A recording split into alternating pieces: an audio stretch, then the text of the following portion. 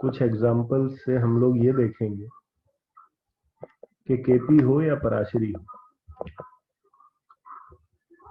दोनों एक ही चीज व्यक्ति को दिखाती है।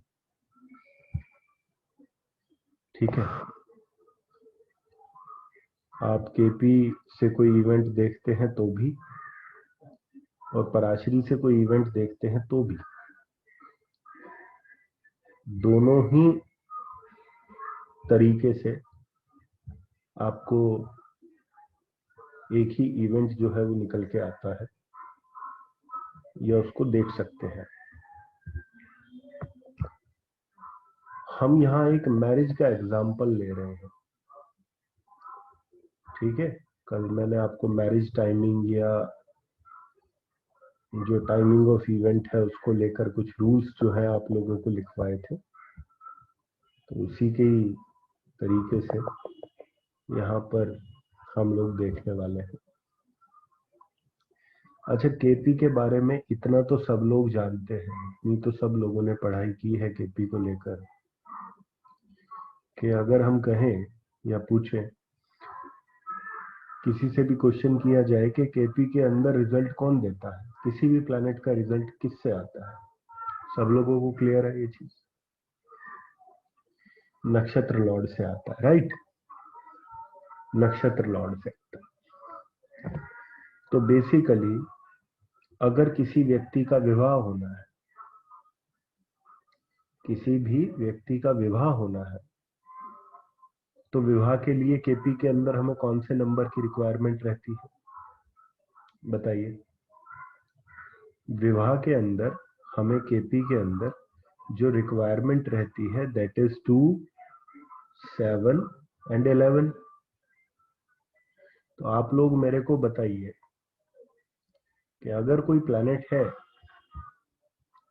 अगर कोई प्लैनेट आप देख रहे हैं, आपके सामने कोई प्लैनेट रखा हुआ है, वो प्लैनेट को आप देख रहे हैं,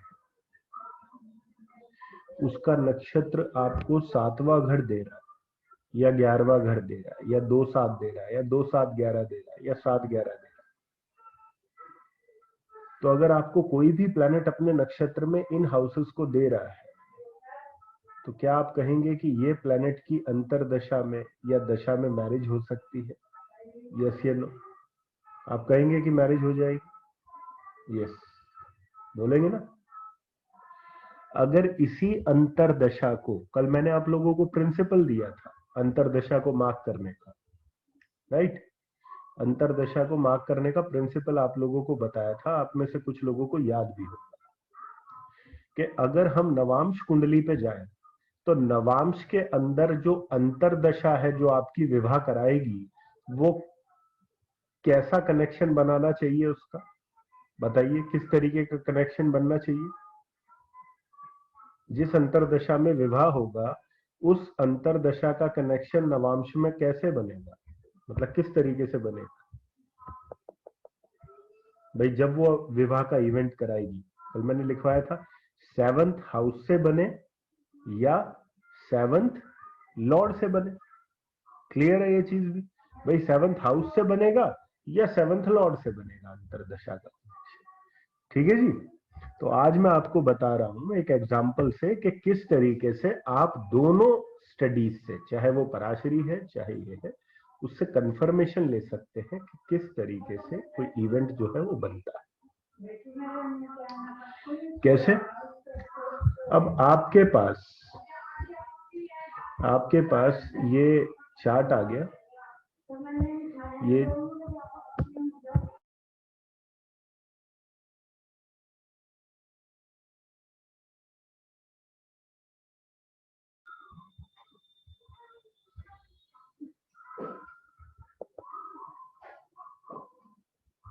देखिए, ये चार्ट दिख रहा है सभी लोगों को? इस चार्ट के अंदर बुध की दशा चल रही।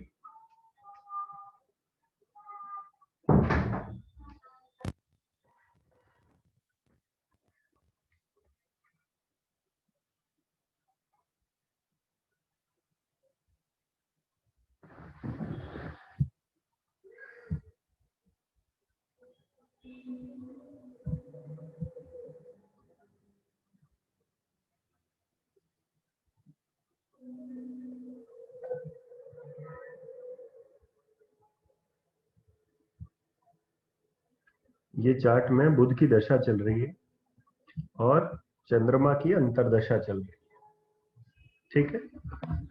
तो बुध की दशा और चंद्रमा की अंतर्दशा। अब मेरे को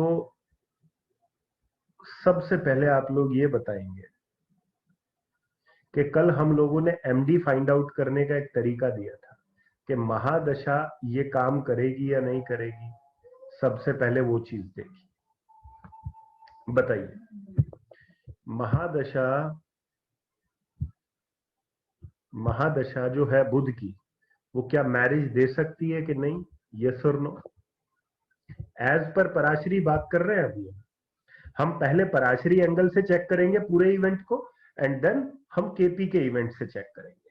तो आप लोगों से मेरा पहला प्रश्न ये है कि क्या बुध की महादशा शादी करा सकती है, विवाह करा सकती है? आप क्या बोलेंगे? यस, करा सकती है, बिल्कुल करा सकती है, कोई प्रॉब्लम नहीं है, राइट? कोई प्रॉब्लम नहीं है, ठीक है। अब नेक्स्ट स्टेप, अंतरदशा हम देखें, ठीक है। अंतरदशा देखिए, अब बुध के अंदर जो अंतरदशाएं उस टाइम पर चली होंगी, हमने अब दशा लगन भी बना लिया यहां पर। तो दशा लगन के अंदर हमने अंतरदशाएं देखी। तो अंतरदशा के अंदर बुध की अंतरदशा, सबसे पहले बुध के अंदर बुध की अंतरदशा लीजिए।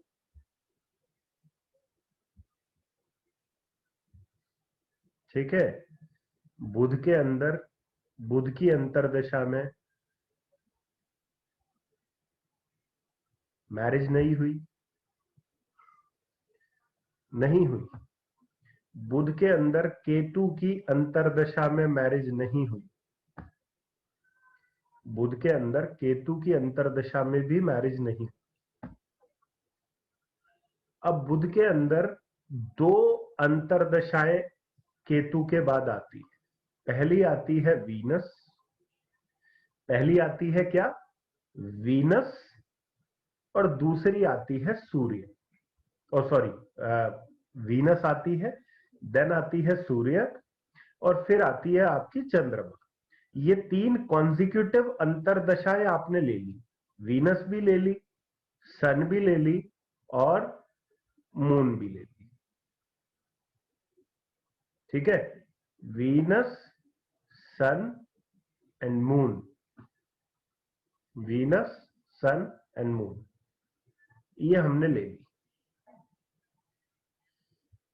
अब इनके अंदर, इन अंतरदशाओं में जो विवाह हुआ है, जो विवाह हुआ है, वो चंद्रमा की अंतरदशा में हुआ है, वो चंद्रमा की अंतरदशा में हुआ है। अब चंद्रमा की अंतरदशा को और सूर्य की अंतरदशा को सबसे पहले कंफर्म कीजिए D9 चार्ट। आप लोगों को डिविजनल चार्ट का मैंने तरीका बताया कि किस तरीके से डिविजनल चार्ट को देखना है।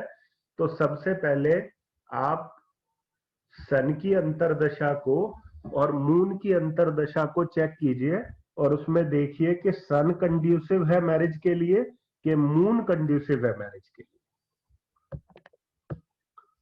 आप लोग बता सकते हैं ये बात बड़े आराम से, कोई प्रॉब्लम आपको नहीं होगी कि मून जो है, चंद्रमा जो है, वो यहां पर कंड्यूसिव है मैरिज के लिए, राइट? ठीक है जी, चंद्रमा कंड्यूसिव है, ठीक है। हाँ जी, लव मैरिज ही है ये, बिल्कुल ठीक प्रिडिक्ट किया। तो यहां पर इस केस में अब हम इस फंडे पे आते हैं कि हमने वीनस को यहां पर अंतरदशा के रूप में क्यों नहीं लिया। हमने वीनस को अंतरदशा के रूप में क्यों नहीं लिया? बिकॉज वीनस जो है वो दशा लगन से भी ठीक है।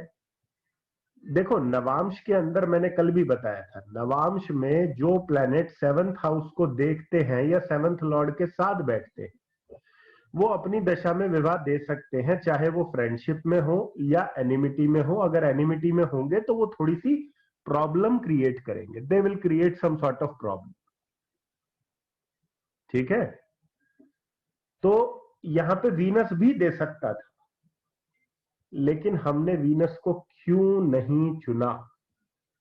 What was the reason why Venus is not got selected? दो बातें हैं। पहला तो वीनस दशा लगन के हिसाब से देखिए आप कौन से हाउस को बहुत स्ट्रांगली ऑपरेट करवा रहा है। सिक्स्थ हाउस को ऑपरेट करवा रहा है। चेक कीजिए, दशा लगन में वीनस सिक्स्थ हाउस को बहुत स्ट्रांगली ऑपरेट कर रहा है ना। सिक्स्थ हाउस को बहुत स्ट्रांगली ऑपरेट कर रहा है। ठीक है, तो एक तो ये बात होगी। तो चंद्रमा का तो हमें समझ में आ गया कि चंद्रमा की अंतरदशा में भाई विवाह हो गया, क्योंकि दशा लगन के हिसाब से जो चंद्रमा की अंतरदशा है वो कौन से घर को ऑपरेट करा रही है? चेक कीजिए, कौन सा घर ऑपरेट हो रहा है उसमें? 11th house is getting operated in Budh के अंदर चंद्रमा। बुध के अंदर चंद्रमा में 11वां घर ऑपरेट कर गया, इच्छा पूर्ति हो गई, विवाह हो गया। ठीक है, अब ये चीजें तो हमने पराशरी से हमने देख ली कि भाई ये अंतरदशा जो है वो कंड्यूसिव थी। अब इसी चीज को केपी के एंगल से देखेंगे, इसी को केपी के एंगल से देखेंगे। अब केपी के अंदर सबसे पहले ये देखिए कि वीनस का नक्षत्र लॉर्ड कौन है। चेक कीजिए, वीनस का नक्षत्र लॉर्ड कौन है?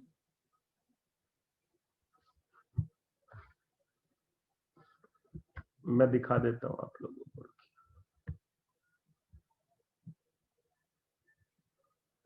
ये देखिए, यहाँ पे सन, मून और वीनस तीनों के नक्षत्र लॉर्ड जो हैं वो आपको दिखाई देंगे।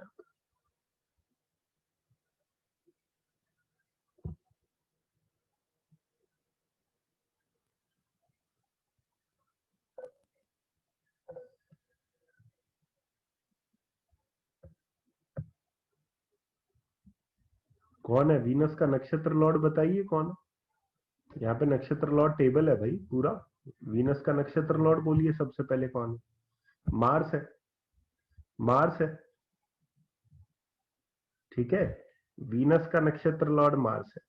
सिमरन जी, यहाँ पर हम केपी पढ़ा नहीं रहे हैं, मैं जस्ट इन लोगों को ये बता रहा हूँ बिकॉज ये एक क्वेश्चन उठा था पूरे ग्रुप से कि भाई केपी ज्यादा एक्यूरेट है कि पराशरी ज्यादा एक्यूरेट है।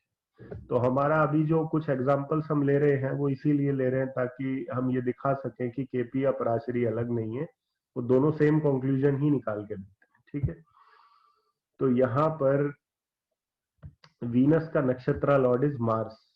देखो भैया, नक्षत्र लॉर्ड की जो टेबल है ना उसमें वीनस के आगे मार्स लिखा हुआ है, चेक कीजिए। गुरजीत जी, जुपिटर नहीं है, मार्स है एक्चुअली इसका। आप देखेंगे नक्षत्र लॉर्ड टेबल में तो आपको मार्स दिखाई देगा। ठीक है, तो अब देखिए, अब मार्स जो है कुंडली में वो कौन कौन से घर ऑपरेट करवा रहा है? जो नक्षत्र लॉर्ड बना है वीनस का, जो नक्षत्र लॉर्ड बना है मार्स, उसके पास कौन कौन से घर है? फर्स्ट हाउस, सिक्स्थ हाउस और एट्थ हाउस। कौन कौन से घर है? First, sixth and eighth. अब ऐसे में आप लोग क्या कहेंगे कि 168 के अंदर वीनस की अंतरदशा में विवाह होगा? नो, पॉसिबल ही नहीं। फिर आ जाइए सन पे। सन का नक्षत्र लॉर्ड देखिए, हु इज द नक्षत्र लॉर्ड ऑफ सन? सन का नक्षत्र लॉर्ड इज मून। सन का नक्षत्र लॉर्ड है मून। और सूर्य जो है वो कुंडली में अनटेनेंटेड नहीं है, टेनेंटेड है। तो टेनेंटेड प्लैनेट का रिजल्ट कौन देता है? टेनेंटेड प्लैनेट का रिजल्ट देता है नक्षत्र, वो खुद प्लैनेट नहीं देता। अनटेनेंटेड होता तो हम उसको भी कंसिडर करते। तो सन का रिजल्ट किसने दिया? यहाँ पे चंद्रमा ने दिया। चंद्रमा के पास कौन कौन से घर हैं? कौन कौन से घर हैं? 4 and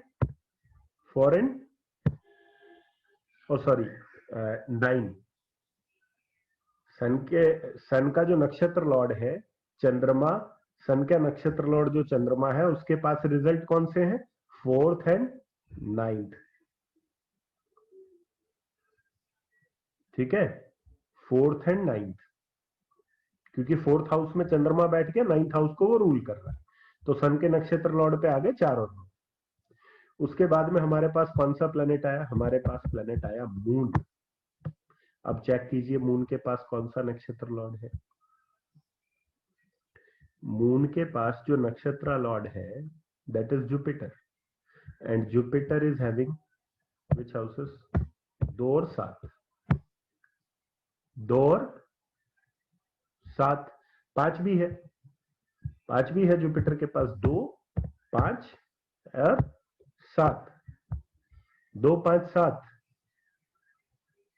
now tell me, Venus, सन और मून, इन तीनों में आपको कौन कंड्यूसिव दिखा? केपी एस्ट्रोलॉजी में कौन कंड्यूसिव दिखा? मून। पराशरी में आपको कौन कंड्यूसिव दिखा? मून। अब बताइए फर्क कहां पर है? डिफरेंस है? There is no difference at all. दोनों ने आपको सेम डेस्टिनेशन पे लाके खड़ा कर दिया। ये देख लो भाई, शादी यहां भी हो रही है, शादी यहां भी हो रही है, दोनों आपको लेके एक ही तरफ जा रहे हैं। अब इसी कुंडली में अगर हमें चाइल्ड बर्थ देखना हो, अगर हमें चाइल्ड बर्थ देखना हो तो चाइल्ड बर्थ होता है इस कुंडली में कब? इस कुंडली में चाइल्ड बर्थ की जो डेट है दैट इज 28 दिसंबर 2017। 28 दिसंबर 2017। आप ऊपर ना ये नोट भी कर सकते हैं, जो डेट है ना, जो आपको ये बर्थ डेट मेंशन की है, ताकि आप इस पे प्रैक्टिस कर पाए। तो इस चार्ट में जो चाइल्ड बर्थ हुआ है वो चाइल्ड बर्थ हुआ है बुध के अंदर मंगल में। बुध के अंदर मंगल में, तो मेरे ख्याल मंगल की अंतरदशा मार्स एडी। अब मार्स एडी को हम सबसे पहले ये देखेंगे कि क्या पराशरी एंगल में, सबसे पहले हम मंगल को पराशरी के हिसाब से स्टडी करेंगे कि क्या मंगल संतान देने योग्य ग्रह है कि नहीं। राइट, मार्स संतान देने योग्य ग्रह है कि नहीं। सबसे पहले लगन कुंडली में देखिए कि लगन कुंडली के अंदर मार्स जो संतान देने वाले घर होते हैं कौन कौन से होते हैं? 2, 5 एंड 11। 2, 5 और 11, उनमें से किसी हाउस को देख रहा है, सेकंड को देख रहा है, 11th को देख रहा है, 2 और 11 को।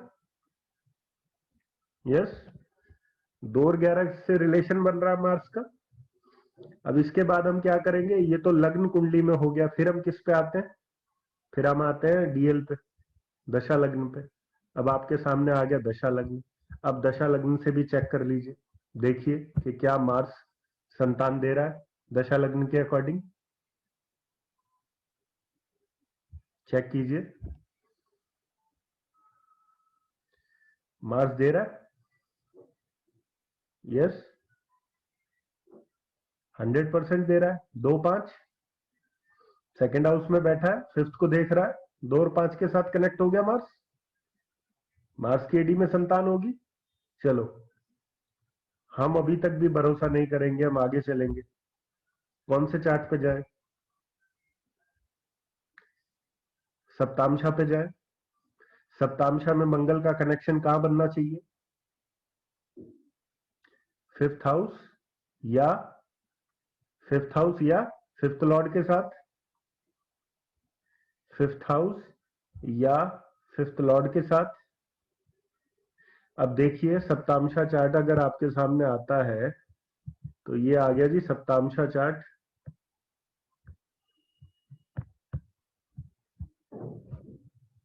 ये D7 चार्ट आपके सामने है। इसमें देखिए D7 चार्ट में क्या हुआ।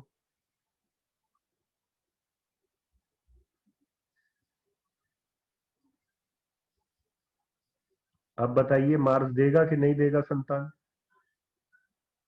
पराशरी में कंफर्म्ड है, कोई डाउट नहीं है कि भैया संतान नहीं देगा, 100% तय है। ठीक है जी।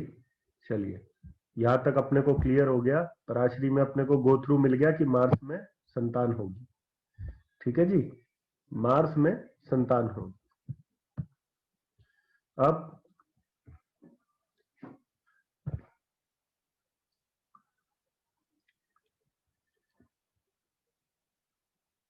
हिमोन ज्योति जी, आपने कहा D7 चार्ट में कनेक्शन नहीं हो तो 100% बोल सकते हैं कि संतान नहीं होगी।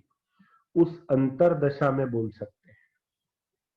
We are talking about a specific antardasha, that will this antardasha deliver that promise or not. ये अंतरदशा आपका प्रॉमिस डिलीवर करेगी कि नहीं करेगी, हम इस बारे में चर्चा कर रहे हैं। ठीक है, अब यहां पर आइए, केपी में आ गए। केपी में मंगल का नक्षत्र लॉर्ड देखिए कौन है। हु इज द नक्षत्र लॉर्ड ऑफ मार्स? चेक कीजिए। जुपिटर।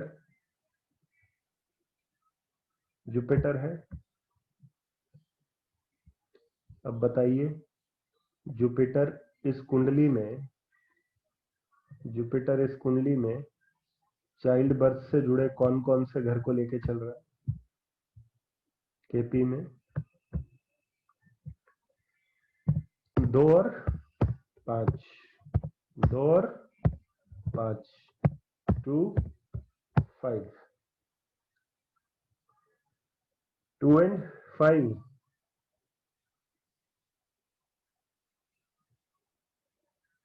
कैसा है? ठीक है, अलग तो नहीं दिखा रहे दोनों?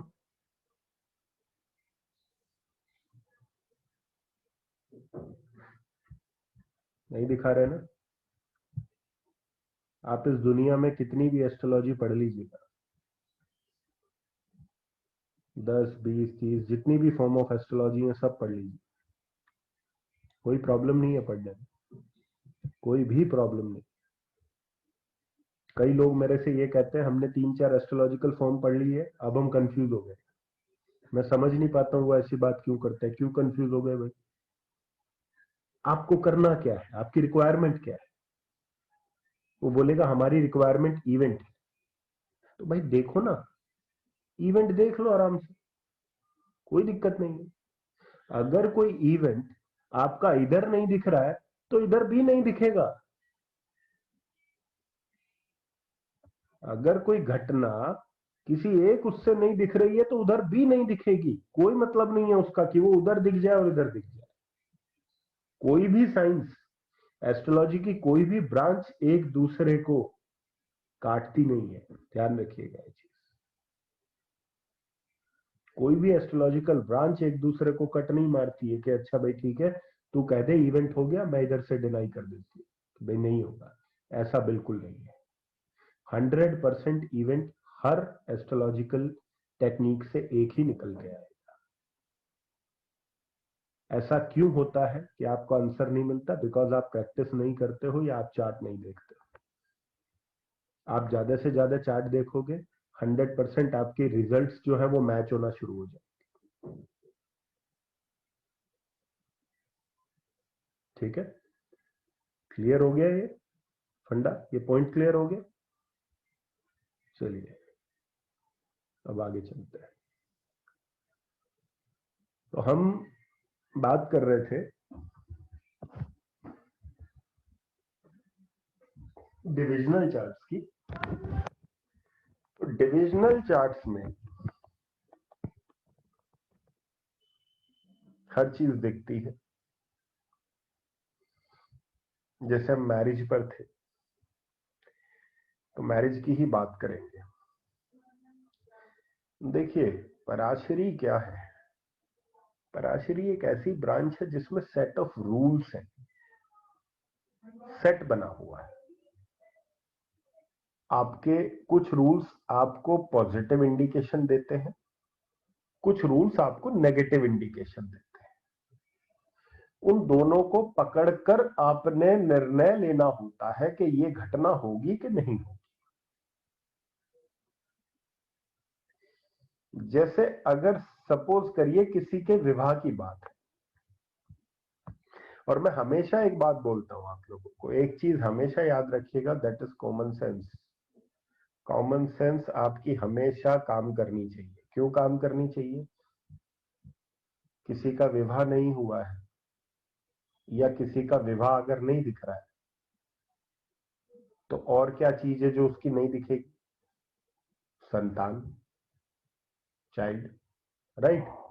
तो किसी का विवाह नहीं दिख रहा है तो संतान भी नहीं दिखेगी।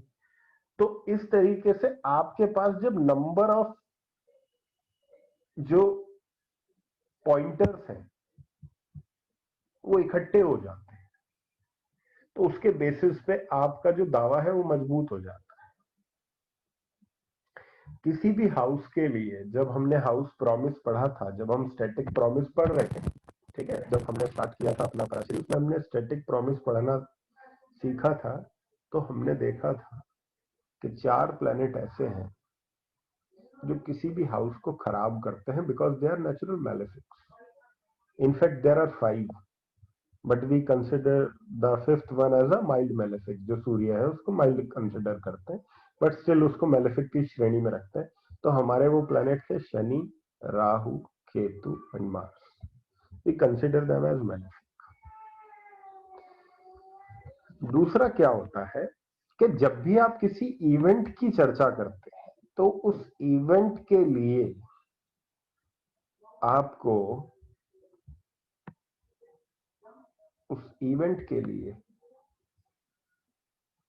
आपको 3 चीजें देखनी होती हैं।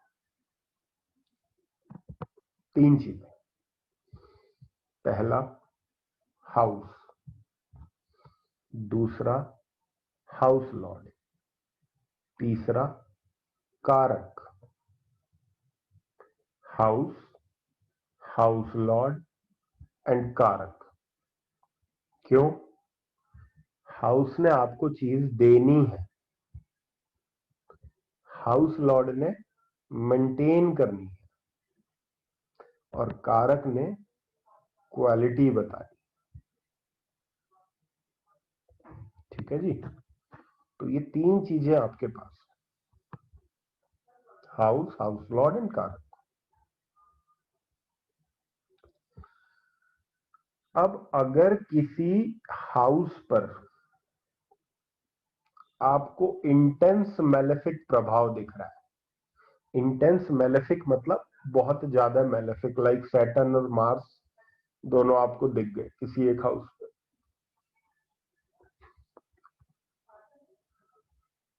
तो डेफिनेट सी बात है उस हाउस को प्रॉब्लम तो आएगी आएगी। उसका हाउस लॉर्ड भी आपको खराब दिख गया, लाइक वो भी मैलेफिक इन्फ्लुएंस में है, किसी एनिमी साइन में पड़ा है या जो भी, और फिर उसके कारक को भी आपको प्रॉब्लम दिख गई, तो उस इवेंट से जुड़ी हुई प्रॉब्लम बहुत बढ़ जाती है। या कह लीजिए कि किसी का इवेंट देख रहे हैं हम विवाह का, और विवाह के इवेंट में हमको पता है कि भाई 7th हाउस की कितनी अहमियत है, 7th लॉर्ड की कितनी अहमियत है, या शुक्र की कितनी अहमियत है। फिर इसी चीज को हम डिविजनल चार्ट में कैरी कर जाते हैं। डिविजनल चार्ट में कैरी करके हम क्या देखते हैं, हम देखते हैं कि 7th हाउस कैसा है, लगना कैसा है, लगना लॉर्ड कैसा है। तो जितनी इंडिकेशंस हमारे पास जुड़ जाती हैं उतना हमें इंडिकेशन मिल जाती है कि भाई ये इवेंट है या नहीं। और चलो, एक तो हमें इंडिकेशन भी मैक्सिमम नेगेटिव मिल गई, ऊपर से जो दशा चल रही है वो भी कंड्यूसिव नहीं, वो भी मैरिज कराने के लिए कंड्यूसिव नहीं है। तो यहां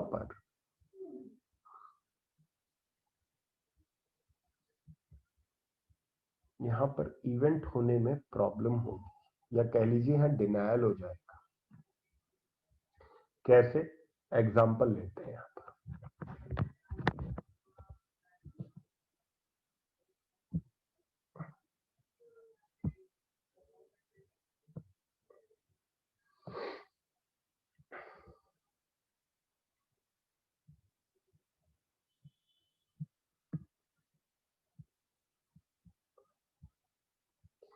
ये कुंडली देखिए आप, आपके पास में कुंडली है।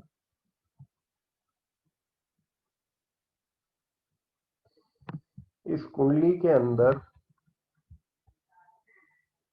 सबसे पहले आप लग्ना चार्ट देखिए।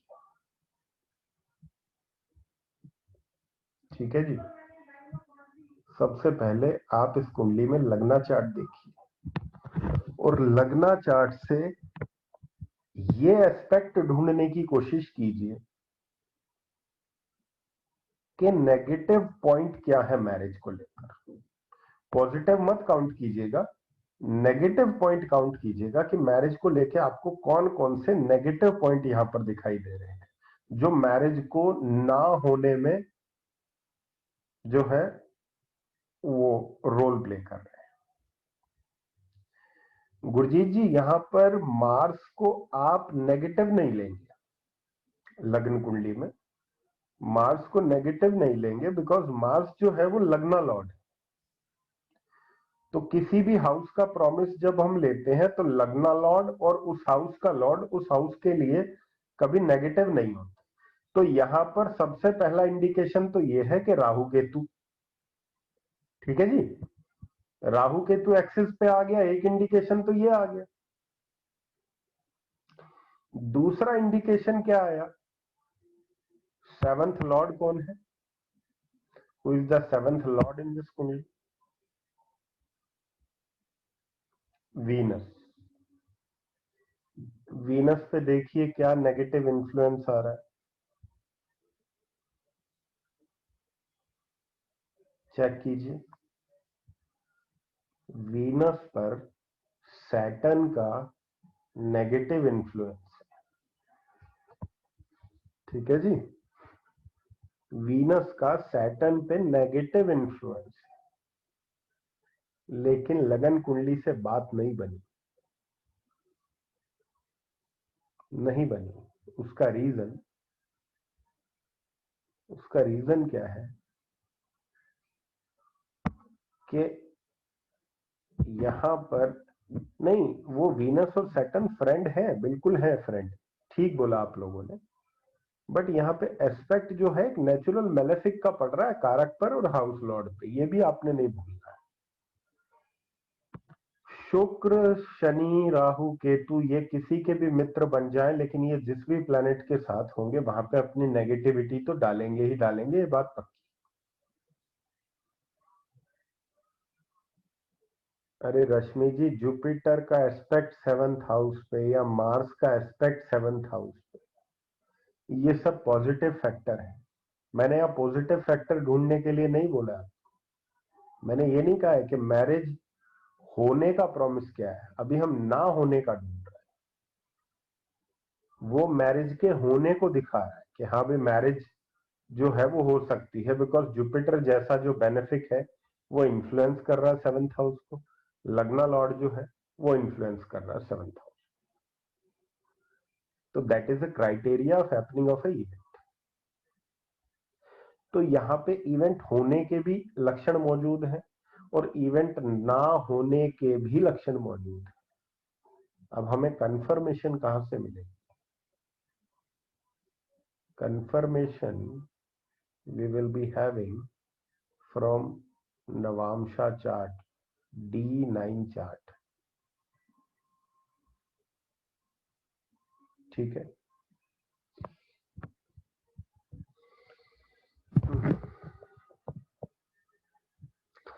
कोई किसी भी भाव का हाउस लॉर्ड हो, कोई किसी भी भाव का हाउस लॉर्ड हो, मैं फिर बोल रहा हूं, सैटर्न, मार्स, राहु, केतु, ये किसी भी भाव के हाउस लॉर्ड बन जाए, ये मैलेफिक रहेंगे ही रहेंगे। सिर्फ एक केस के अंदर इनका मैलेफिशियंस काउंट नहीं होता। कब? जब ये लग्ना लॉर्ड बने हो तब, या ये उस हाउस का लॉर्ड बने हो तब। ये बात मैं पहले आप लोगों को क्लियर की, ठीक है। चलिए अब D9 चार्ट देखते हैं, ठीक है जी। D9 चार्ट हम लोगों ने देखा और हम लोगों ने D9 चार्ट में अब चेक किया इसी कंसेप्ट को कि भाई देखते हैं कि D9 चार्ट के अंदर क्या पिक्चर निकल के आ रही है। देखिए आपके सामने D9 की पिक्चर, इससे खूबसूरत D9 आपको नहीं दिखाई देगा, ठीक है जी। बहुत बढ़िया D9 है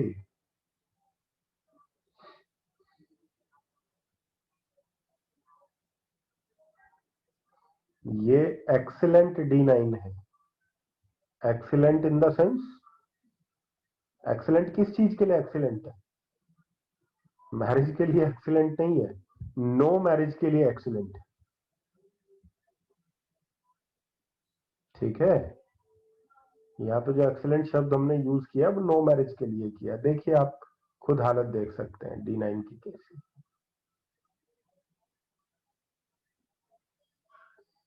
और यहाँ पे एक चीज और देखिएगा, एक चीज और आपने देखना है कि इस कुंडली में, इस कुंडली के अंदर 7th हाउस की हालत कैसी है, चेक कीजिए। 7th हाउस की बैड,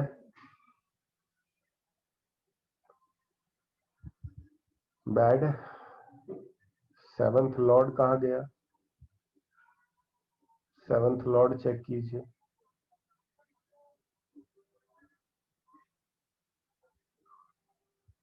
7th लॉर्ड मरकरी है। मरकरी पर एस्पेक्ट देखिए किस नेगेटिव प्लैनेट का जा रहा है। मैलेफिक प्लैनेट की बात की थी ना हमने, तो देखिए किस प्लैनेट का जा रहा है।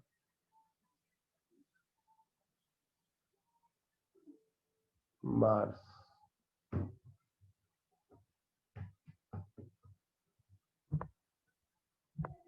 मतलब क्या है? मतलब अब लिखवाएंगे क्या है, ठीक है।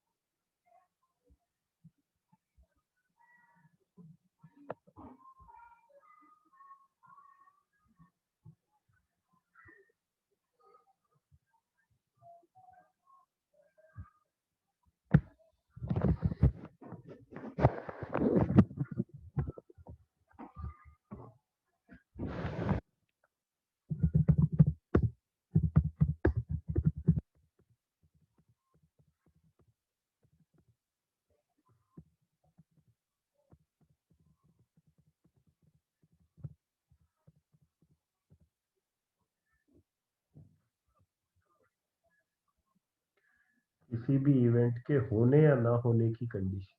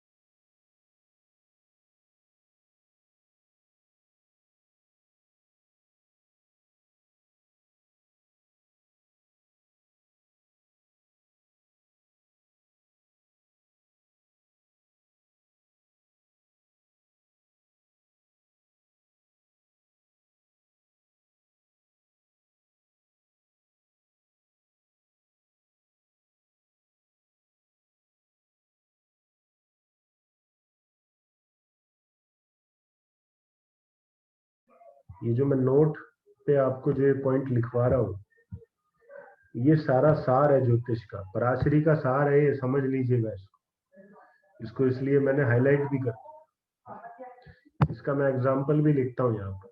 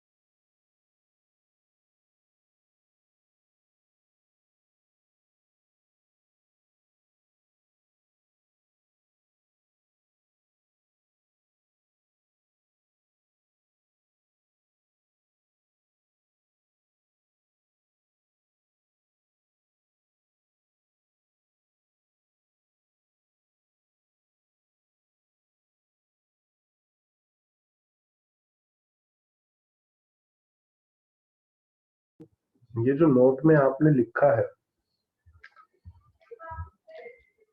इसको मैं आप लोगों को थोड़ा संक्षेप देता हूँ इस चीज का। देखिए क्या होता है, आप सपोज करिए अपनी स्टडी कर रहे हैं अपने बर्थ चार्ट, तो उस बर्थ चार्ट को पूरी तरीके से देखिए कि वो आपको क्या इंडिकेशन दे रहा है। उसी इंडिकेशन को आपने डिविजनल चार्ट में जाके ढूंढना होता है। ध्यान से सुनिएगा मैं क्या बोल रहा हूं। जो इंडिकेशन आपको आपके अपने बर्थ चार्ट में मिल रहा है, उसी इंडिकेशन को आपने डिविजनल चार्ट में जाके ढूंढना होता है। कैसे? मैं एक एग्जांपल देता हूं।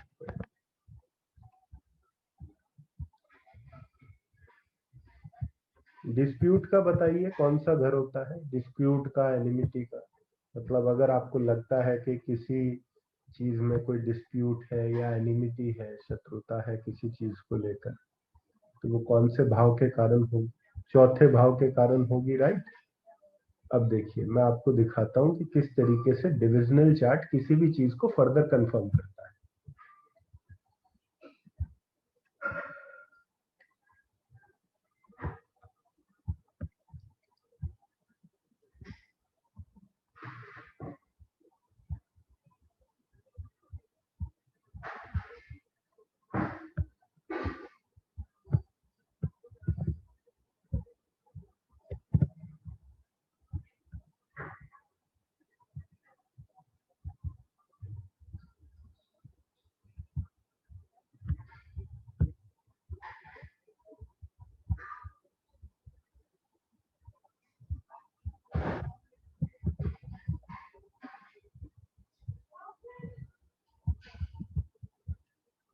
ये कुंडली आपके सामने है।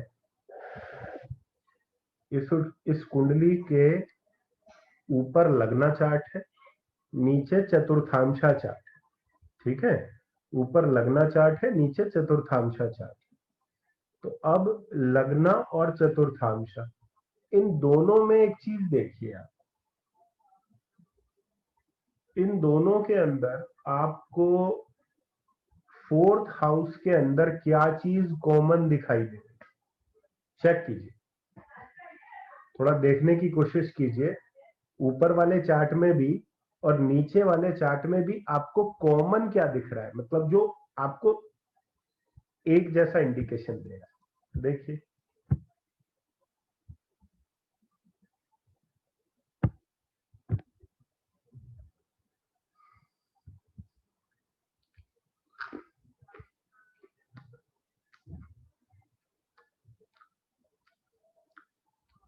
लग्ना कुंडली में sixth lord is there in the fourth house. छठे भाव का चौथे भाव में जाना, क्या प्रिडिक्शन दोगे आप? क्या समझ में आता है? छठे भाव का चौथे भाव के अंदर जाना आपको क्या एक इंडिकेशन दे रहा है? क्या समझ में आता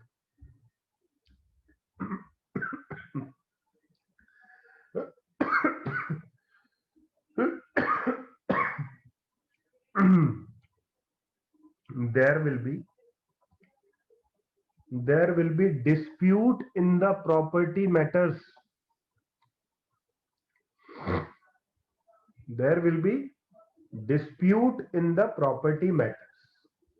ये क्लियर है पहले वाले पार्ट। अब चतुर्थांशा पे आ जाओ। अब चतुर्थांशा में देखो सिक्स्थ लॉर्ड कहां गया? फोर्थ हाउस में गया। अब रिटर्न में प्रिडिक्शन दो सामने वाले को, क्या? You will have dispute related to property matters.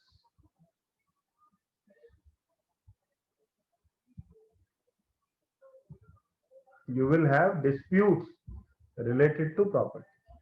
आप बोल दीजिए, क्लियर कट बोलिए।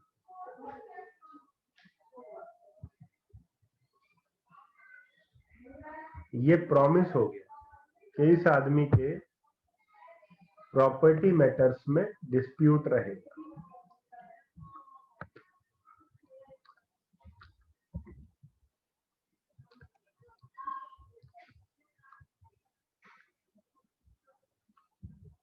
हिमोन ज्योति जी, आपने कहा कि डिविजनल चार्ट अगर कोई चीज दिखा रहा है और डिविजनल चार्ट कोई चीज दिखा रहा है, आपका लगना चार्ट कोई चीज नहीं दिखा रहा, तो मैं आप लोगों को एक बात बार बार बता रहा हूं, फिर से रिपीट करता हूं। आपको सबसे पहले अपना जो प्रॉमिस रीड करना है वो लगना चार्ट से करना है, और लगना चार्ट से होकर फिर आपने डिविजनल चार्ट पर जाकर उसको कंफर्म करना है।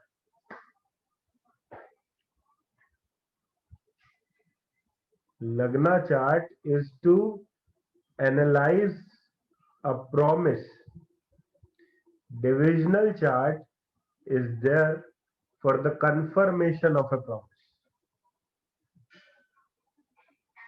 ये बात मैं डिविजनल चार्ट के लिए बार बार आप लोगों से बोलता हूं। डिविजनल चार्ट क्या है? Confirmation, right? It's a confirmation.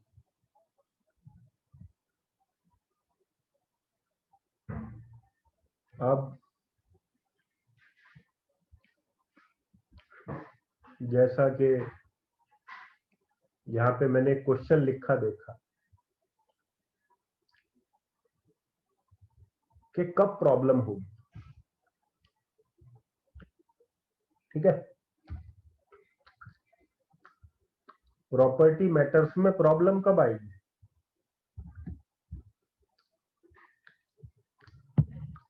ठीक है जी, बता देते हैं कब आएगी। बहुत आसान है क्वेश्चन। क्यों आएगी? क्यों आएगी ये तो पता चल गया ना, ये तो देख लिया ना दोनों चार्ट से क्यों आई। कब आएगी उस पे मैं अभी लेके जा रहा हूं, लेकिन क्यों आई ये देखा ना चार्ट में, ये समझ में आया क्यों आई। आपको दोनों चार्ट दिखाए।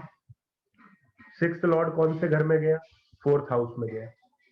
तो सिक्स्थ लॉर्ड के फोर्थ हाउस में जाने का अर्थ क्या होता है कि there will be some sort of dispute और there will be some sort of litigation related to property matters. But when? बहुत लंबा पीरियड, कब आएगा? ठीक है जी, बता देता हूं कब आएगा। अब आपके पास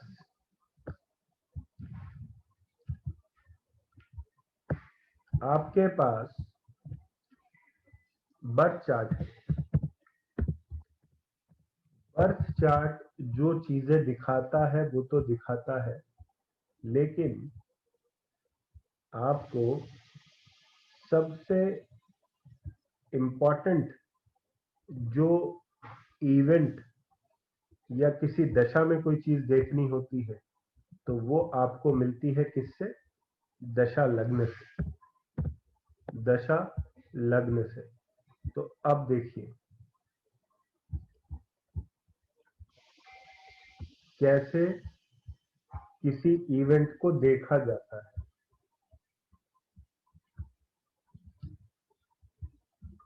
ये कुंडली है, ठीक है जी, यही वो कुंडली है जिसमें मैंने आपको बताया था कि प्रॉपर्टी में डिस्प्यूट होगा। अब क्यों? क्योंकि जब राहु की दशा आएगी तो राहु की दशा में प्रॉपर्टी डिस्प्यूट होगा। राहु की दशा में प्रॉपर्टी डिस्प्यूट होगा। आप चेक कीजिए और मेरे को बताइए कि राहु की दशा में ही वो प्रॉपर्टी डिस्प्यूट क्यों होगा और कौन सी अंतर दशा में होगा, बताइए। देखिए आराम से समय लीजिएगा, बहुत जल्दी आंसर करने की जरूरत नहीं है। साफ आपको दिखेगा, बिल्कुल क्रिस्टल क्लियर दिखेगा कि किस अंतरदशा में प्रॉपर्टी डिस्प्यूट होगा। अरे दो दो दशाएं लिखने की जरूरत नहीं है भाई। राहु की दशा में एक अंतरदशा आएगी, वो डिस्प्यूट करेगी, बस मेरे को वो अंतरदशा जाननी है। यहाँ पे साफ पता चल, थोड़ा सा दिमाग लगाओगे साफ साफ दिखाई देगा। हाँ भाई, टाइम पे डिस्प्यूट हो, चेक कर लो। जुगल किशोर जी, शनि में नहीं होगा। शनि का क्या मतलब है? डिस्प्यूट का। शनि का कोई मतलब नहीं है डिस्प्यूट का। डिस्प्यूट का अर्थ है यहाँ पे शुक्र से। डिस्प्यूट का अर्थ है यहाँ पे शुक्र से, क्योंकि राहु की जब हम दशा बनाते हैं तो राहु की दशा में सिक्स्थ लॉर्ड कौन बन जाता है? राहु की दशा में सिक्स्थ लॉर्ड बन जाता है वीनस। और वीनस क्या कर रहा है? फोर्थ हाउस को दृष्ट कर रहा है। वीनस क्या है फोर्थ हाउस का? देखिए, चेक कीजिए वीनस क्या है फोर्थ हाउस का? वीनस एनिमी है। चलो, ये बात तो हमने लग्न कुंडली से देख ली। ये तो हमने लग्न कुंडली से देख ली। अब कंफर्मेशन कहां से करें इवेंट की? बताइए। D4 से करें? चलो, D4 से इवेंट की कंफर्मेशन करते हैं।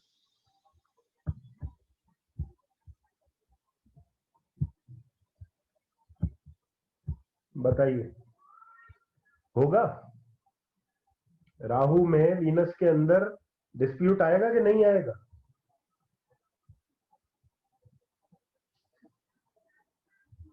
कितना परसेंट आएगा?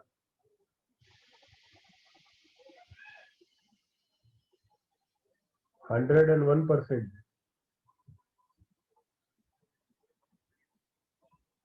राइट? समझ गए?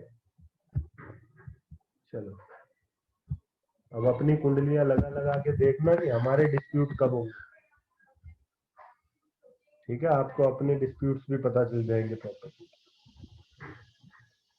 अरे 101% तो हम अपने सिर्फ मुंह से बोलते हैं, वो तो हमें भी पता है। हमारे हाथ में 1% भी नहीं है। 100 का 100 ऊपर वाले के हाथ में है। बट एक एस्ट्रोलॉजर के रूप में जो बाकी जो एस्ट्रोलॉजर किसी चीज को एक उससे बोलते हैं, लाइक, तो यहाँ पे हम उस कन्विक्शन के साथ कह सकते हैं कि भाई ये इवेंट होगा, ध्यान में रखना।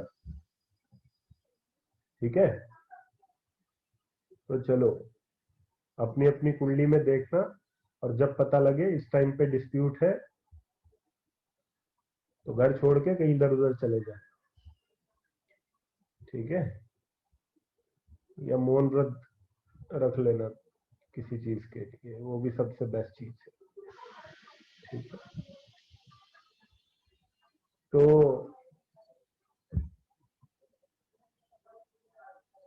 किसी भी इवेंट के लिए,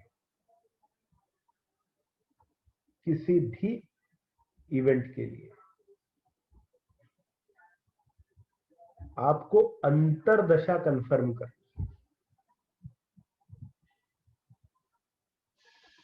किसी भी इवेंट के लिए आपने अंतरदशा कंफर्म कर।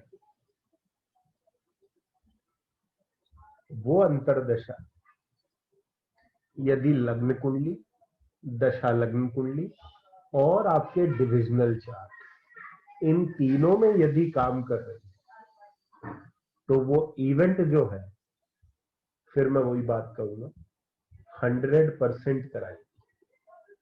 क्या? 100% कराएगी। मैं एक एग्जांपल देता हूं फिर दोबारा से। अभी तक मैं समझता हूं आप लोगों को समझ में आ रहा हो। ठीक है, मैं क्या आप लोगों को बता रहा हूं इवेंट्स के बारे में, वो आप लोगों को क्लियर हो रहा। अभी मैं और एग्जांपल्स दे रहा हूं आप लोगों को, ताकि और क्लियर हो जाए। ठीक है, चलिए।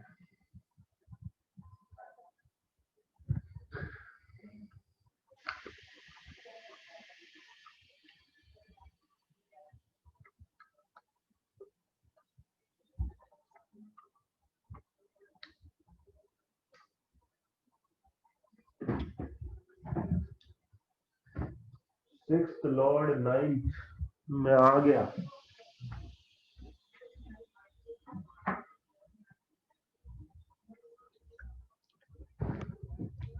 तो हर प्रिडिक्शन मैं नहीं बताऊंगा, आप खुद बताइए कि सिक्स्थ लॉर्ड अगर 9th में आ गया तो डिस्प्यूट किसके साथ होगा?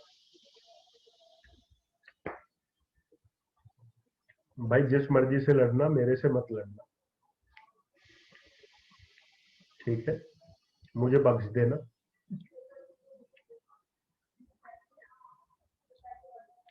सिक्स्थ लॉर्ड का नाइन्थ हाउस में आना will make you fight with your father and your guru, but when when dasha will be there, योग बताता है ये घटित होगा, दशा बताती है ये कब घटित होगा, ठीक है, यही ज्योतिष है।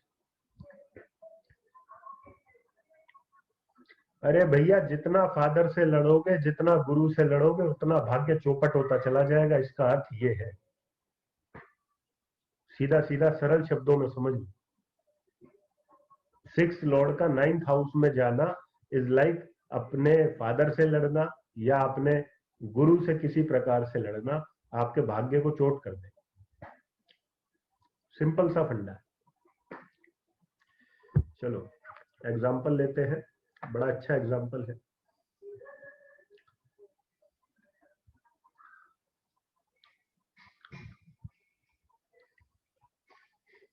कुछ एग्जाम्पल ऐसे होते हैं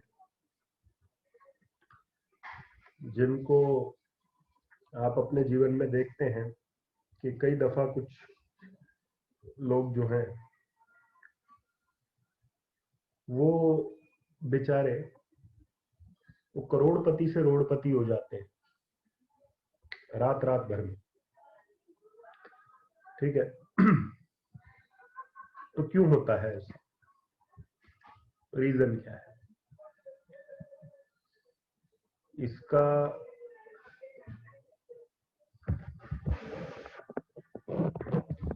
गुरु और फादर ना हो तो, सिक्स्थ लॉर्ड अगर नाइन्थ में है, गुरु और फादर ना हो तो फिर तो बहुत बढ़िया बात है भैया। ना बजेगा बांस, वो मतलब ना रहेगा बांस और ना बजेगी बांसुरी वाली बात है। तो जब बांस ही नहीं है तो बांसुरी कहां से बजा, तो अच्छी बात है।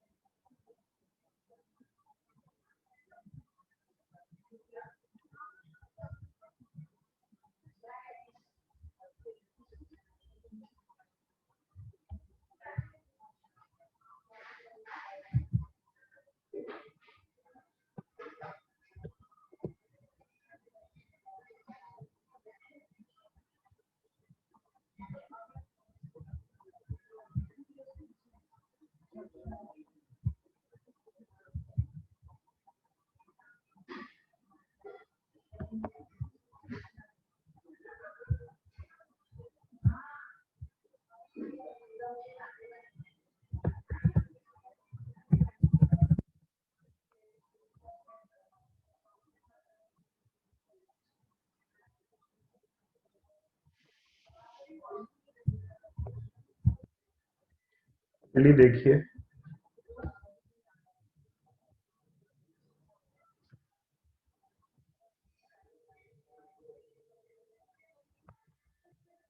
इस कुंडली को देख के एक चीज बताइए।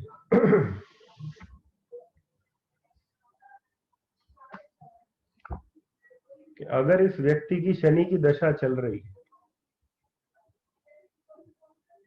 अगर इस व्यक्ति की शनि की दशा चल पड़ी, सपोज कीजिए,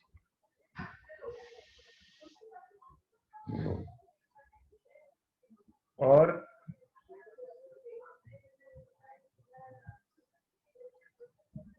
शनि के अंदर ही शुक्र की अंतरदशा चल पड़ी, तो शनि की महादशा में शुक्र की अंतरदशा के अंदर क्या हो करियर वाइज, क्या लगता है?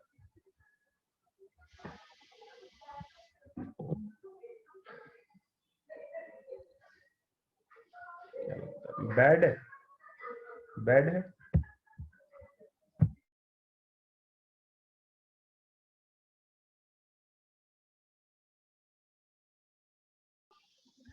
ये बैड है, ठीक है जी। अब क्या हुआ, ये भाई साहब बहुत बड़े लेवल के आईएएस ऑफिसर, यूपी में पोस्टेड, और बहुत बढ़िया सब कुछ चल रहा था। इनफैक्ट जब सैटर्न के अंदर मरकरी का इनका पीरियड था, तो सैटर्न के अंदर मरकरी के पीरियड में इन्होंने बहुत अच्छी अपनी प्रॉपर्टीज कह लीजिए या वो सब चीजें भी इनके पास रही। लेकिन जैसे ही सैटर्न में वीनस इनका आया, इनका पूरा करियर चौपट हो गया और ये रोड पे आए। सबसे पहले तो एक बात बताइए कि जब सैटर्न के अंदर वीनस का पीरियड आएगा तो आप इस व्यक्ति को क्या कहेंगे? सबसे पहले आपकी इंडिकेशन क्या होगी इस आदमी? भाई प्रॉब्लम आएगी, आप बोलोगे ये बात प्रॉब्लम आएगी, थोड़ा ध्यान से रहना, 100% है आपको प्रॉब्लम आनी आनी। ठीक है जी, ये तो चलो आपने देख के बोल दिया प्रॉब्लम आएगी। कंफर्मेशन कहां से करोगे प्रॉब्लम की? From where you will confirm that problem will come for sure, 100% problem आएगी, ये बात कहां से बोले? D10 चार्ट देखे? चलो जी D10 चार्ट भी देख लेते हैं। बताइए D10 चार्ट देख के।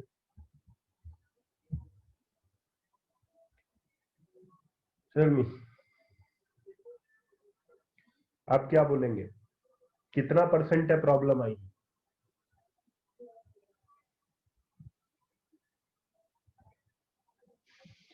D10 चार्ट आपके पास है? सैटर्न में वीनस का पीरियड चल रहा था। अब बताइए वीनस की अंतरदशा कैसी लग रही है आपको?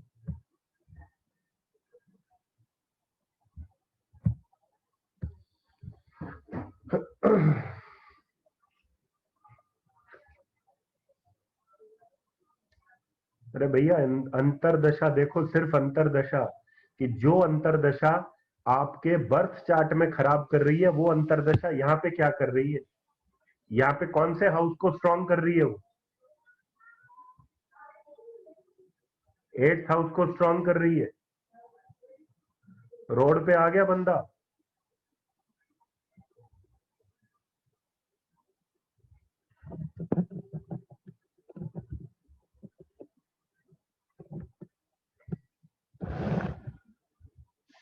किसी दशा में आपका अंतरदशा का लॉर्ड अगर 10th हाउस को दिक्कत क्रिएट कर रहा है और वही अंतरदशा का लॉर्ड आपका डिविजनल चार्ट में भी खराब हो गया, बैंड बजा देगी वो दशा आपकी बुरी तरीके से।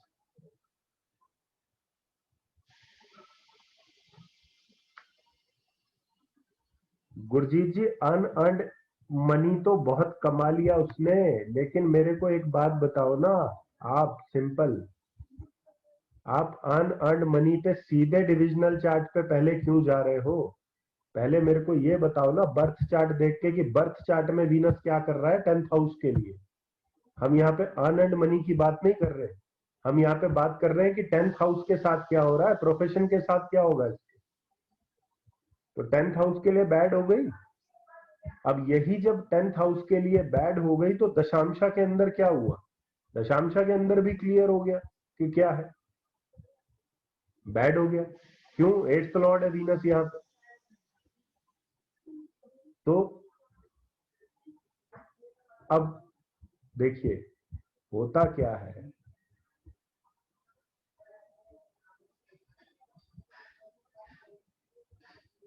होता क्या है कि सैटर्न की दशा में इसको प्रॉब्लम आई है।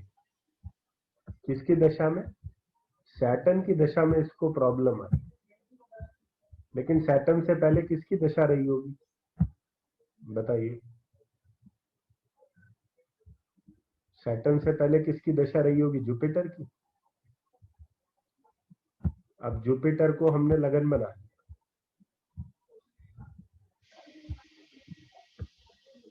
अब मेरे को यह बताइए कि अगर जुपिटर की दशा होती और वीनस की अंतरदशा होती तो क्या होता इसके साथ?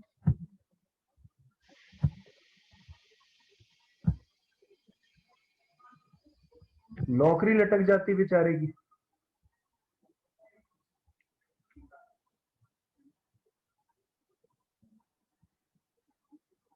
इसकी नौकरी चली जाती, या इसके वर्क प्लेस पे दिक्कत आ जाती, इसको लड़ाई झगड़े होते इसके वर्क प्लेस पे।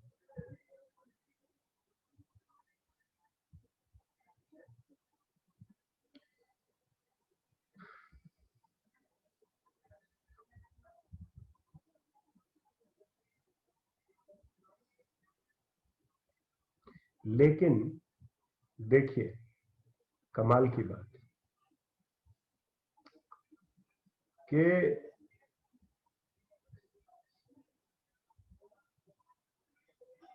अगर ये जुपिटर में वीनस में इसको दिक्कत आई या आई होगी, हम तो नहीं व्यक्ति से मिले लेकिन हम कह सकते हैं इसको कि भाई 100% तेरे को आई होगी। अब यहां पे बहुत सोच समझ के एक चीज पर विचार करना है। हमने ये तो कह दिया कि जुपिटर के अंदर वीनस में इसको दिक्कत आई, लेकिन क्या जुपिटर की महादशा में इसका स्टेटस फॉल होगा?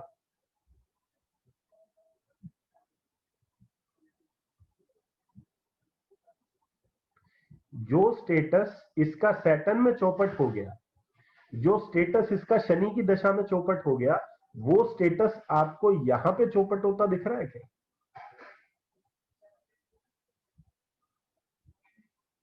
नो। क्यों?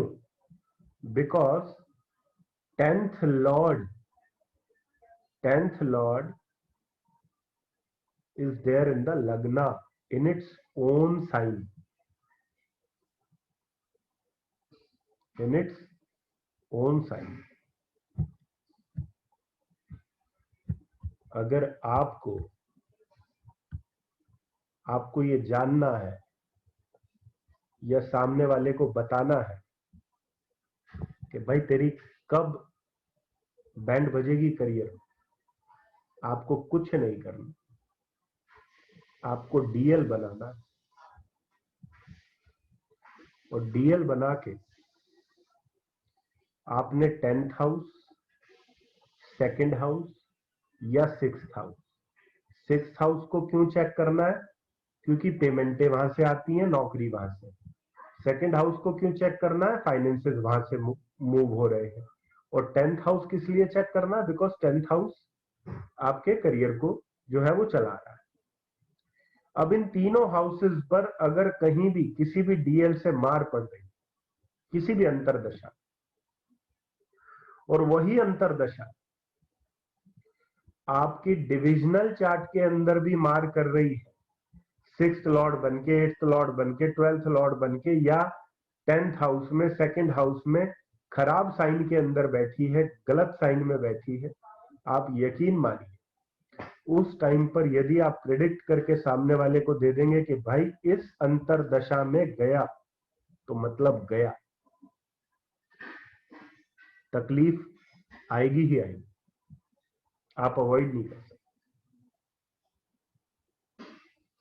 पक्की बात, आप अवॉइड नहीं कर सकते।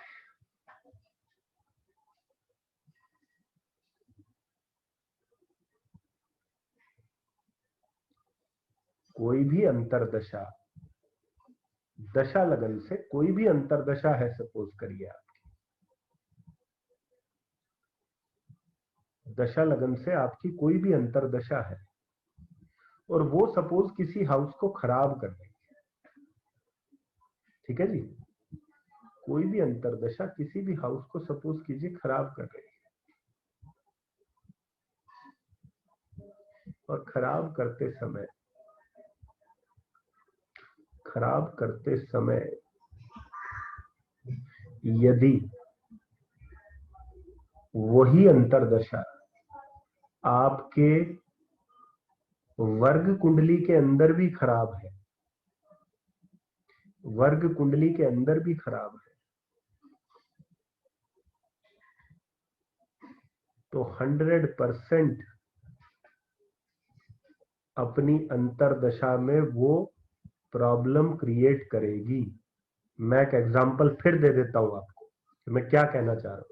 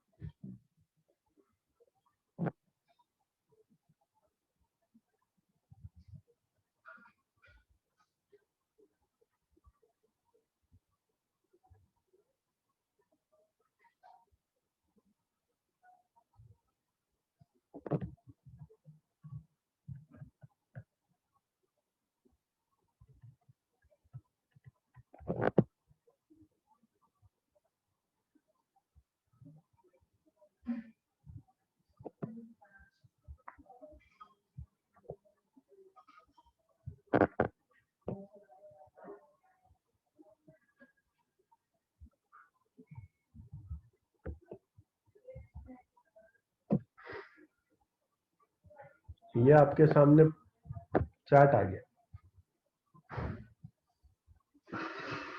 ठीक है जी, ये आपके सामने चार्ट है और इस चार्ट के अंदर मेरे को मरकरी का बताइए थोड़ा सा। अगर मैं आप लोगों से पूछूं कि इस कुंडली में शुक्र की यदि महादशा आ जाए और मरकरी की अंतरदशा आ जाए, तो शुक्र की महादशा में मरकरी की अंतरदशा क्या रिजल्ट्स देगी, बताइए।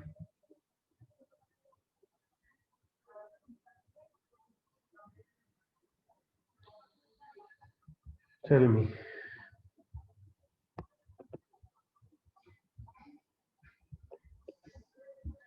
शुक्र की महादशा में मरकरी की अंतरदशा क्या करेगी? मैं आपसे सिंपल एक सवाल पूछना चाहता हूं, क्या चीज को अफेक्ट करेगी इसके?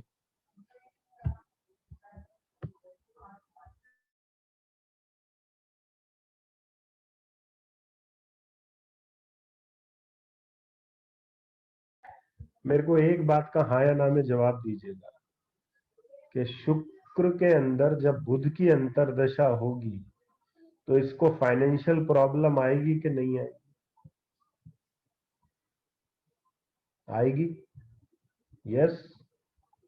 चलो, ये तो हमारा एक अजम्पशन है, राइट, हमारा ये अजम्पशन है, इसको कंफर्म कहां से करें?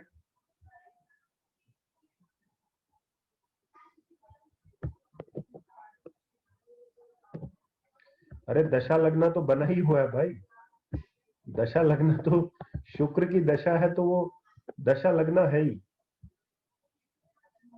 शुक्र की दशा है तो वो दशा लगना है ही।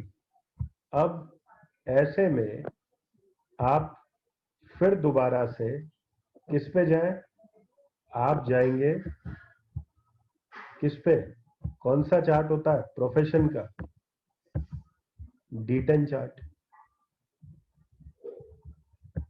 दशांशा देखिए, आपको कुछ मरकरी से इंडिकेशन आ रही है D10 चार्ट में?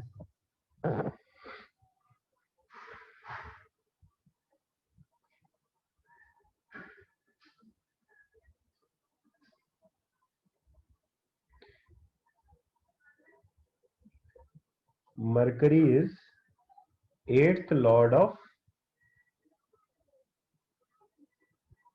D10 chart. 12th लॉर्ड कौन है D10 चार्ट का? 8th लॉर्ड तो D10 चार्ट का प्रॉब्लम दे रहा है। 12th लॉर्ड कौन है D10 चार्ट के अंदर? सैटर्न। सैटर्न क्या कर रहा है यहाँ पे? मरकरी के साथ में सैटर्न क्या कर रहा है? It is expecting mercury. It is expecting mercury. तो मरकरी के पास कौन कौन से घर आ गए?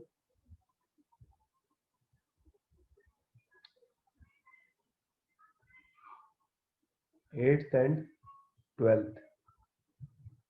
देखिए होता क्या है, अगर ये व्यक्ति आपके पास आए और वीनस के अंदर मरकरी में आपसे कहने लगे,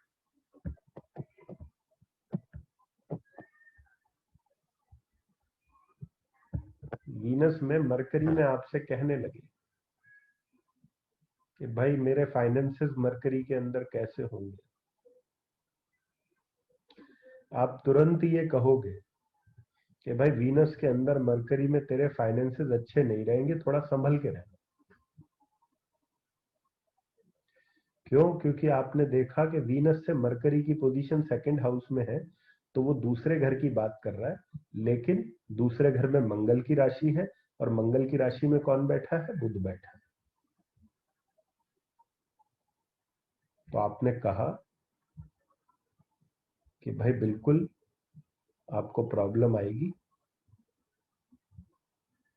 सेकंड हाउस से जुड़ी हुई, लेकिन वहीं आपने D10 चार्ट भी देखा। हाँ जी, D10 चार्ट को आप करियर और फाइनेंस से जुड़ी हुई सब चीजों के लिए देख सकते हैं, फॉर एवरी इशू, हर प्रकार के इशू के लिए आप देख सकते हैं। बेसिकली क्या है कि है तो सब काम धंधे से जुड़ा ना, इसलिए वहां पे देख सकते हो वो चीज। ठीक है जी। तो अब अपने को ये समझ में आ गया आज के चैप्टर से कि जब भी हम कोई चार्ट देखते हैं तो पता चलता है, लेकिन हर बर्थ चार्ट का एक डिविजनल चार्ट होता है।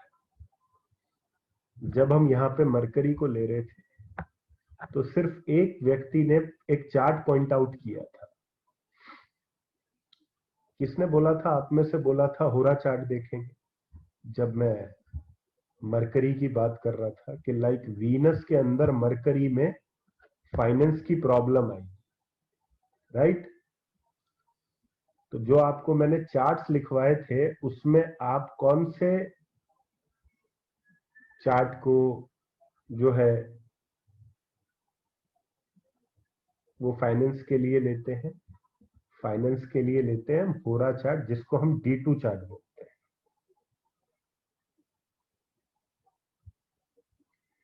ठीक है, हम D2 चार्ट बोलते हैं। अब हमने देखा कि मरकरी यहां प्रॉब्लम क्रिएट कर रहा है, राइट? मरकरी यहां प्रॉब्लम क्रिएट कर रहा है। अब हम होरा चार्ट में जाकर देखेंगे कि जो मरकरी यहां प्रॉब्लम कर रहा है वो प्रॉब्लम वहां भी दिखाई दे रही है। चलिए, हमारे पास ये वाला चार्ट है, ठीक है जी। इसके अंदर हम होरा चार्ट लेते हैं।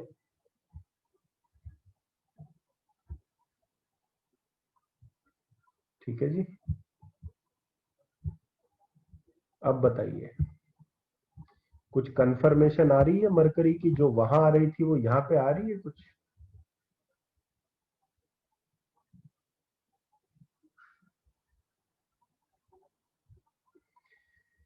Mercury is in the sign of a enemy.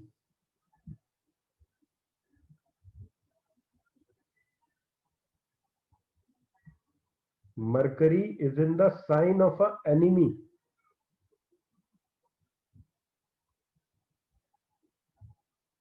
और 8th लॉर्ड के साथ है,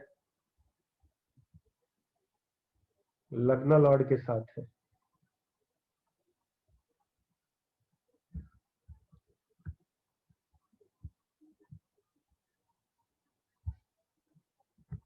ठीक है जी।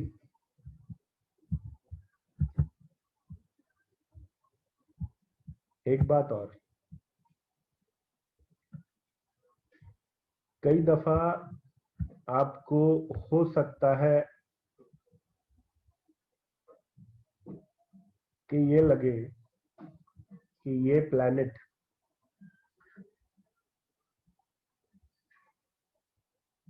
जो है, मैं विक्ट्री और लॉस के भी ले लूंगा, मैं सारे एग्जांपल ले लूंगा, आप लोग चिंता मत कीजिए।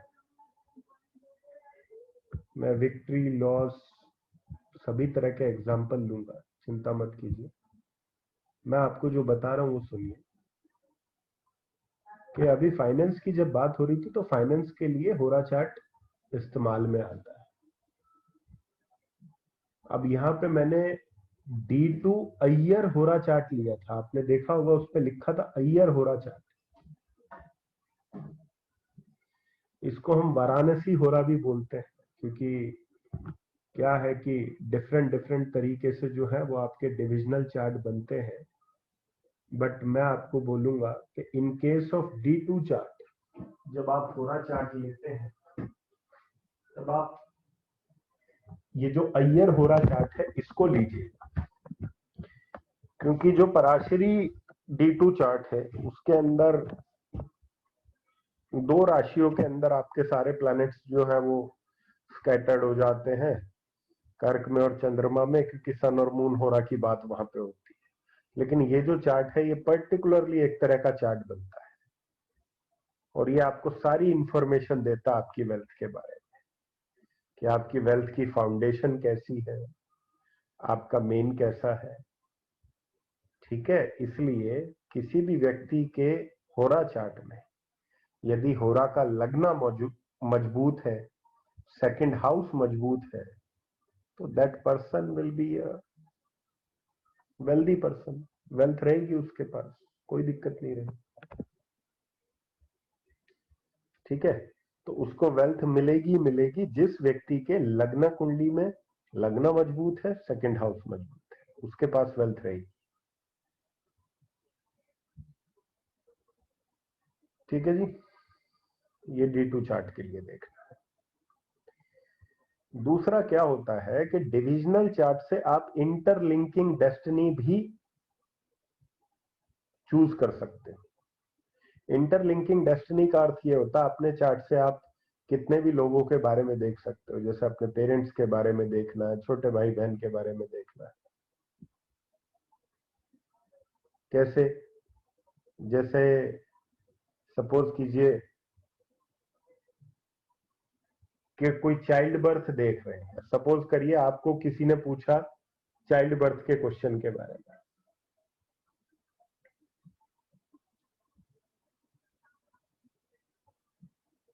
उस चाइल्ड बर्थ में अगर उस व्यक्ति का सपोज करिए जिस पेरेंट्स को चाइल्ड बर्थ होना है और उनकी पहले से कोई संतान है, तो अगर उनको चाइल्ड होना है तो इसका मतलब यह है कि ये जो पहले से संतान है इसको छोटा भाई या छोटी बहन होनी, ये भी पक्का है। तो अब इंटरलिंकिंग डेस्टिनी क्या कैसे काम करती है और उसमें डिविजनल चार्ट को कैसे यूज में लाया जाता है वो भी देख लीजिए।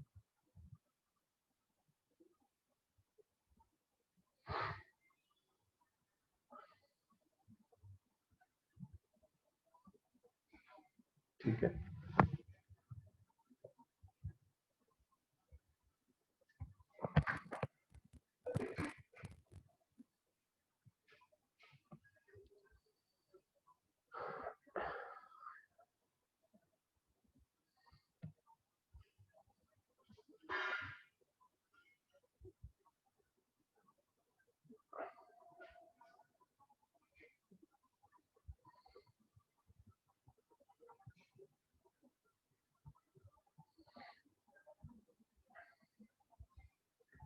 मान लीजिए किसी की कुंडली है और इस कुंडली में शुक्र में मंगल की दशा चल रही। ध्यान से सुनिएगा, इसका आंसर करना आप लोग।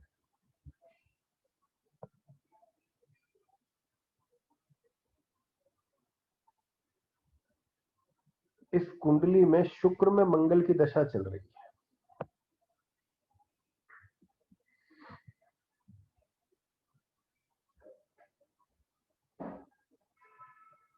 मेरे को आंसर कीजिए कि क्या इसको शुक्र में मंगल की दशा के अंदर, क्या शुक्र में मंगल की दशा में इसको छोटा भाई या बहन हो सकता है?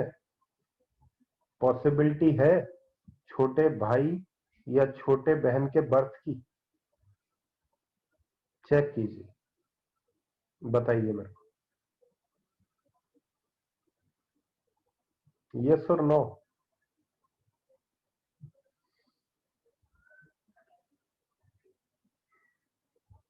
यस, 100%। अरे पारुल जी, बेबी नहीं होना है। पारुल जी, बेबी की बात नहीं हो रही है, छोटे भाई बहन की हो रही है। बेबी तो इसके पेरेंट्स को होगा। हम तो इसके छोटे भाई बहन की बात कर रहे हैं कि क्या ऐसे टाइम पे इसको छोटा भाई बहन होगा। ठीक है, चलिए। अब यहां पर आपने कहा ओके ठीक है, बेबी मीन सिबलिंग, फाइन, ठीक है। तो यहां पे आप सब लोगों ने आंसर किया यस, डेफिनेटली। कंफर्मेशन कहां से देंगे आप सब लोग?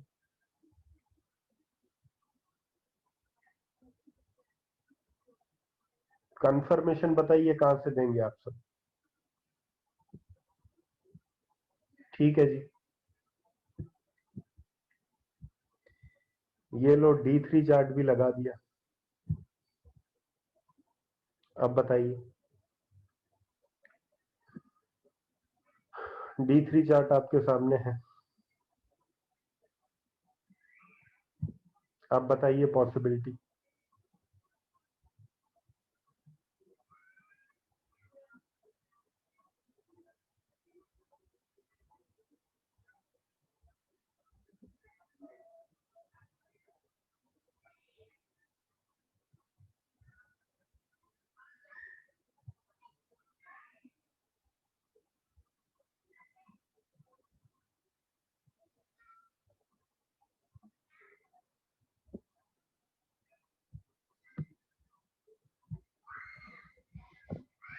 आपको इतनी चीजें पता है आज की डेट में, और कल जो है वो मैं आपको इंटरलिंकिंग डेस्टिनी पूरी करवाऊंगा। आपका चार्ट है, आपके मामा, आपके नाना, आपकी मौसी, आपकी बुआ, आपके फूफा, आपका पड़ोसी, आपका भाई, आपकी बहन, आपके बहन का हस्बैंड, आपके भाई की वाइफ, इन सब के बारे में आप कैसे देख सकते हैं? चार्ट आपका है, चार्ट आपका है, और आपके चार्ट से सब चीजें आप कैसे देख सकते हैं? आप अपने चार्ट से 50 चीजें लिख दीजिए। इस दशा में मेरी मेरी इस अंतरदशा में बुआ को प्रमोशन मिलेगी, चाचा का फायदा होगा, मौसा को नुकसान होगा, बहन कहीं बाहर ट्रेवल करने जाएगी, भाई को धन लाभ होगा, मुझे ये चीज होगी, इसको ये होगा, वो होगा। तो ये सारी चीजें जो है ये आप इंटरलिंकिंग डेस्टिनी से देख सकते हैं। एंड इंटरलिंकिंग डेस्टिनी का मतलब ये है कि जहां तक आपका डीएनए है, जहां तक आपका ब्लड फ्लो कर रहा है, वो चीजें आप निकाल सकते हैं। उससे नेक्स्ट क्लास में एक बहुत इंटरेस्टिंग टॉपिक मैं आप लोगों को करवाने वाला हूं, जो आपके कोर्स का पार्ट नहीं है, बट स्टिल मैं आप लोगों को उसको करवाऊंगा। जो मैंने अभी तक आज तक किसी को नहीं करवाया वो मैं आपको करवाऊंगा। That is how to see the past life of a person, how to see the future life and how to see the next life. Past कैसे देखनी है, प्रेजेंट क्या है और आगे क्या है, ये सारी चीजें। ठीक है। आप बहुत से लोग पास्ट लाइफ रिग्रेशन कराते हैं, मैं ये हूं, मैं वो था, मैं ऐसे था, मैं वैसे था, मैं ये करता था। कोई बड़ी चीज नहीं। आप सामने वाले को बता सकते हो पास्ट लाइफ क्या है।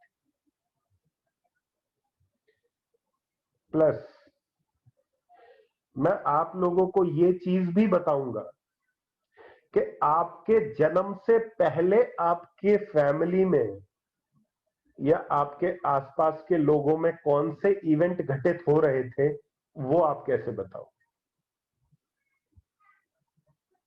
मैं वो चीज भी आप लोगों को बताऊं। ठीक है। तो अभी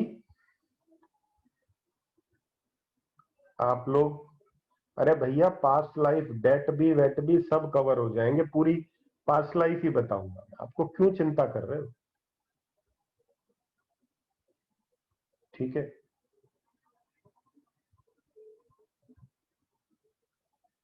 Jupiter is Lagna Lord and aspecting 7th house with malefic Jupiter, 9th aspect on Rahu. Want it make Rahu positive.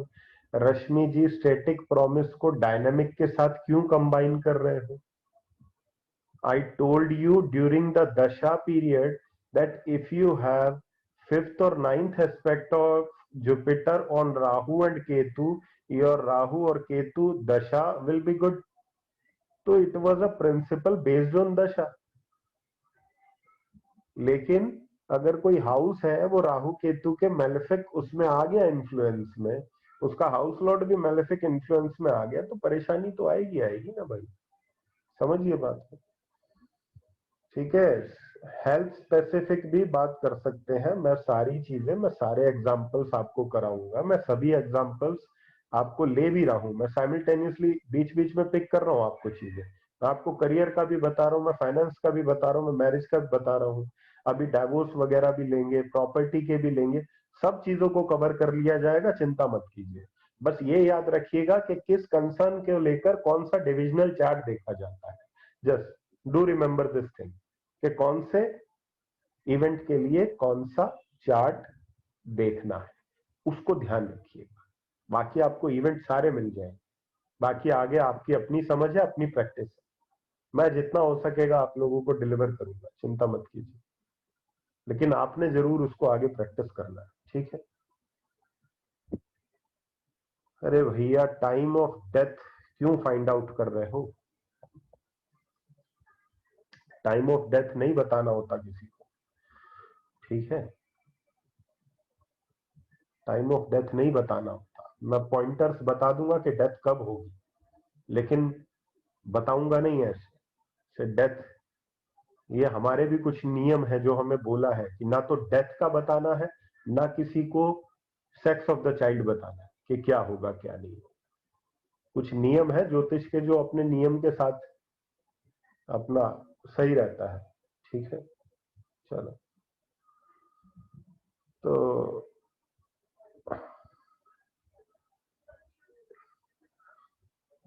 अब क्या होता है, जैसे आपने देखा अभी होरा चार्ट के अंदर कि किस तरीके से हमने होरा चार्ट को भी लिया, D3 के अंदर हमने वो लिया।